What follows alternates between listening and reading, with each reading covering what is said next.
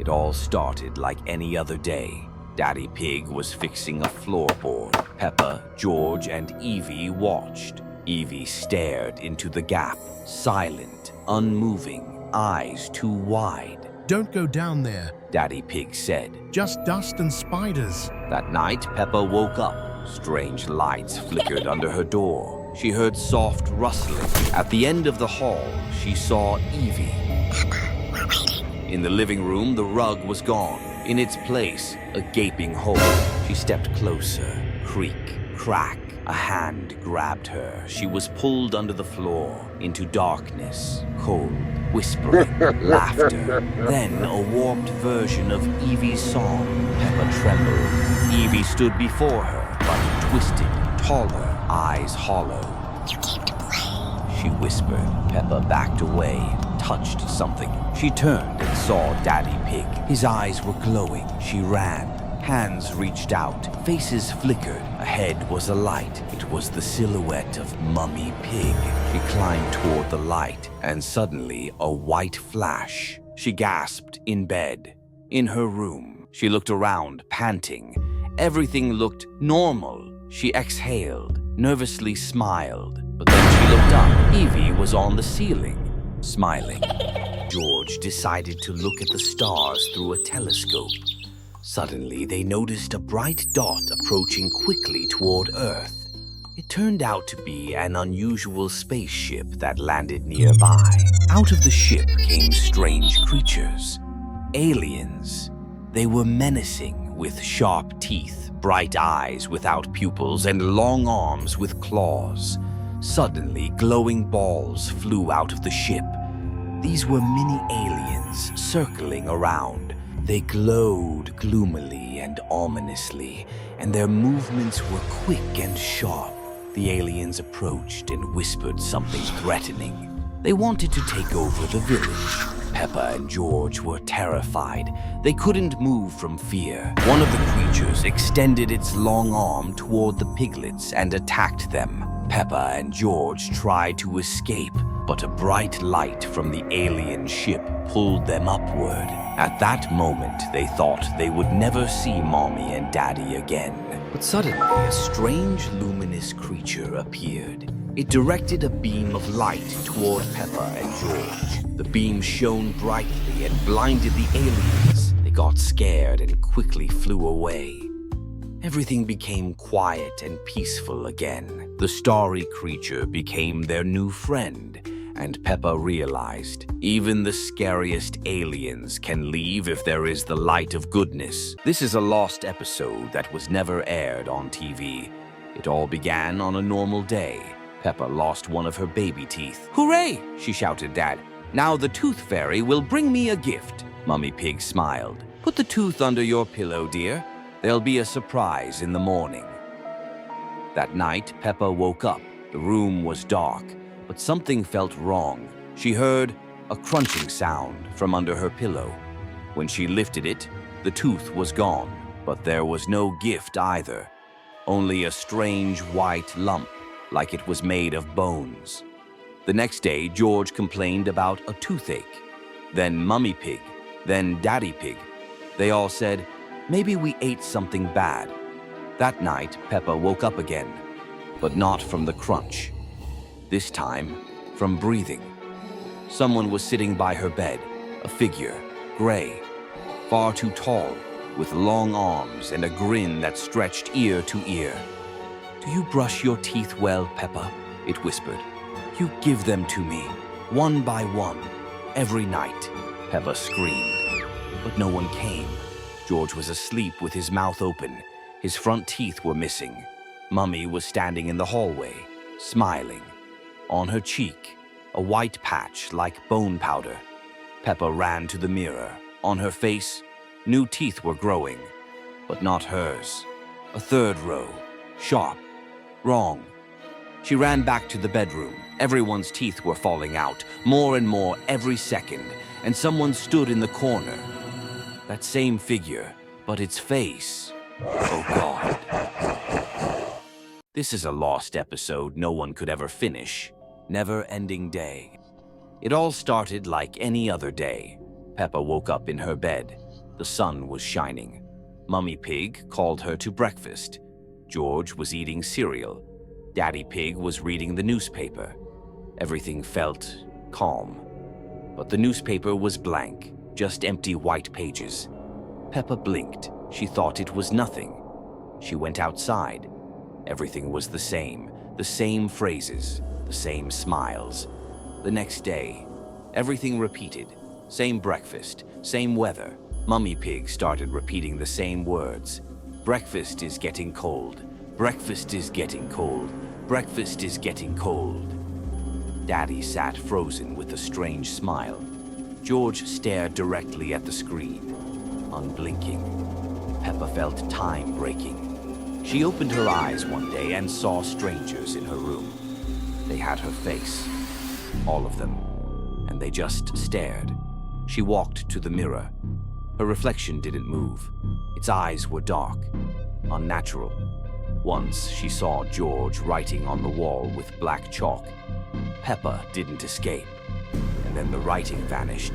One morning, Mummy Pig stood still, facing the wall. Peppa screamed her name, but Mummy didn't respond. Then slowly, she turned around, and her face wasn't hers. Another day, Peppa opened the front door, but there was no street, just a black wall. Dark shapes began appearing in the corners of the room. They didn't move, but Peppa knew they were watching her. And then, she didn't wake up in her bed. She woke up inside a cardboard box. There was a price tag on her chest, $13.99. Voices outside whispered, "Let's take this one. Give it to the kid." For the last time, Peppa opened her eyes and saw a screen. On the screen, just one line of text, "File successfully deleted." And then there was only black. No Peppa, no day, just silence. A bright, sunny day, the entire Peppa family was on their way to visit Grandma and Grandpa. I can't wait to see Grandma and Grandpa, said Peppa. Dinosaur. Grrr. Exclaimed George. They enjoyed a cozy time together, baking cookies. Peppa and George exchanged mischievous smiles. Let's explore the basement, suggested Peppa. They tiptoed down the creaky stairs into the dimly lit basement. In the corner stood a dusty chest covered in cobwebs. What is that? A treasure chest? Peppa asked in surprise. She opened it with a loud creak. Suddenly, dark shadows burst out from inside, forming sinister figures. "Peppa, I'm scared," George said fearfully. At that moment, everything in the kitchen was peaceful and calm.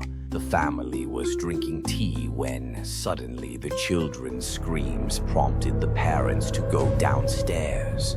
What's going on, kids? Asked Mummy Pig. The shadows swirled around the parents, trying to pull them into the chest. Daddy Pig grabbed one of the tentacles that was emerging from the chest. George, Peppa, back away. Daddy Pig shouted sternly. But suddenly, one of the shadows struck him, causing him to lose his balance and loosen his grip. The shadows swallowed the parents. Grandma and Grandpa were having a lovely chat in the kitchen, but Grandpa noticed that no one had come back from the basement for a long time and decided to check. Grandpa Pig hurried down the stairs with a serious look on his face. Inside this chest were the souls of those brave enough to open it. I found this on an old ship, he said grimly. It's a curse. He pulled out an old book from his pocket and began to recite a spell. The shadows taunted Grandpa, whispering incomprehensible words, and he looked frightened. Grandpa, help us! Peppa cried out. The shadows started to dissolve, but suddenly George snatched the book from Grandpa's hands and threw it onto the floor. His eyes turned red as if he were under hypnosis. "No more light needed," he declared. The remaining shadows lunged at Grandpa, dragging him into the chest. He struggled but was helpless. Peppa watched in horror as George advanced toward her with tears in her eyes. What are you doing? She shouted in fear. With tears streaming down her face, she grabbed the tattered book tightly and held it high. I won't let you take my family. She declared to the shadows, her voice trembling but resolute. She recited something she remembered from Grandpa's stories. The shadows screamed and began to vanish. Silence fell over the basement. Peppa and George were left alone, trembling with horror as they realized they had lost their family. At that moment, Grandma was enjoying the taste of her tea and listening to pleasant music, but a feeling of unease disturbed her peace. Grandma Pig appeared at the top of the stairs, looking horrified at what was happening. Peppa and George looked at each other, trembling, speechless. From inside the open chest, faint whispers of the shadows still echoed softly.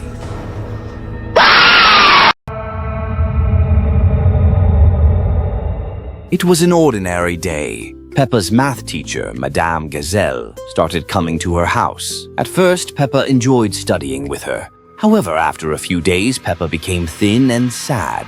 Her parents started to worry. Peppa, you must eat. Mama Pig insisted, but Peppa didn't want anything except math. Please, call Madame Gazelle. Her parents obeyed their daughter's request. Peppa looked worse and worse. Madame Gazelle sat with her in the room and taught her mathematics. Suddenly, she pulled out a pink stone. Peppa's pupils disappeared, and she floated up as if hypnotized. Math is your life, Peppa, said Madame Gazelle with a sinister smile. Meanwhile, her parents had no idea what was happening. They were sitting in the living room watching TV. What an interesting movie, said Daddy Pig. A few days later, Peppa could no longer walk or talk. Why isn't she getting better? Mama Pig asked, wiping tears from her eyes. One day, Mama Pig saw Madame Gazelle smiling menacingly, holding a stone over Peppa. What is going on here? Shouted Mama Pig. Get out of here, Madame Gazelle, said Daddy Pig, looking at her with suspicion. The room darkened. Madame Gazelle transformed into a terrible monster that only said one thing. Math will take over the world. Bow to it. A cold wind blew. Everything around turned into a tornado of notebooks and numbers. In the morning, everyone sat at the table with crazy faces. They were solving problems while Madame Gazelle loomed over them as if controlling their minds. Peppa found a box in the closet. Dusty, old. On it was written, "Our home," in childish handwriting. Inside was a tape, a regular VHS, but their family hadn't owned a player in years. Mummy Pig was surprised.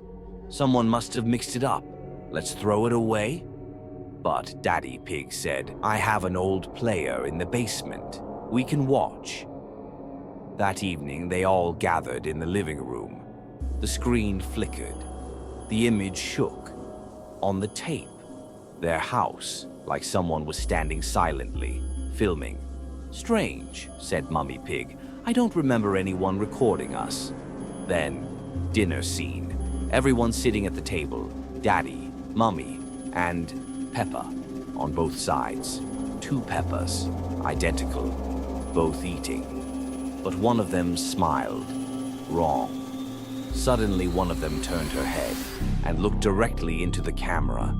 And in the next instant, she was standing in their room. George started drawing strange pictures. In each one, a creature with a round head and white eyes. No arms, no legs, just a body. "It comes at night," George whispered. "I saw it." Peppa didn't believe him. But that night, she woke up. And in the corner of her room, something was lying there. A huge round head. It didn't move, but it was breathing. When she turned on the light, it vanished. The next night, her flashlight went out. She heard something crawling under the bed. No footsteps, just a sticky sliding sound. Peppa looked down, and it was there. Face inches away, head round, eyes white. In the morning, George's eyes had turned completely gray. He didn't speak. He just stared at Peppa.